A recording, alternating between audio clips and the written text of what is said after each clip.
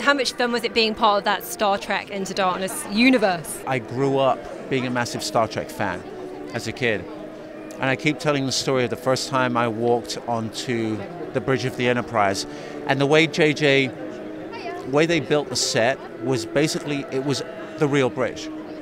It wasn't like a set, it was like walking onto into a real room. It was 360 degrees with a full roof, everything, floor roof. So when I first walked onto the set, it's like literally walking onto the bridge of the Enterprise, and it brought tears to my eyes. I was like, am I I couldn't comprehend actually being on the bridge of the Enterprise in the blue shirt. The only thing that snapped me out of being a complete blub fest was the fact that I saw JJ standing there and Zach Quinto and Chris Pine and everyone. I'm like, Joe, be a professional. It's about being professional. Do not show, you know. So I held it together. And then, but still it's a really special feeling being part of something so incredible as Star Trek, you know, and I'm really looking forward to the next movie. How likely are we to see you make a return?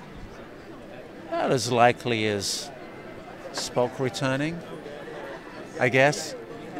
Say no more. Now, of course, we talked about Star Trek, but it makes me think of J.J. Abrams, of course, you mentioned him, and Star Wars has just started shooting, hasn't it? I know this is a little tiny film, I don't know who's going to be in it, I know. How much would you like to be part of that? It's either 7, 8 or 9, because we've got several more to come, haven't we? I will do anything in Star Wars.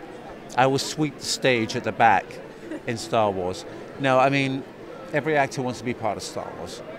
You know, even Ewan McGregor was like, I remember reading an interview that Ewan McGregor gave when his agent, I think, contacted him when they wanted him to go and be in episode 1.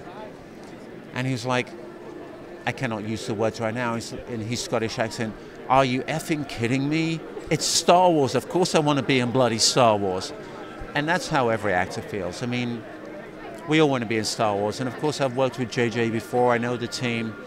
And it'd be so great to be part of that. As a fan of that world, what would you like to see happen in movies going forward for Star Wars?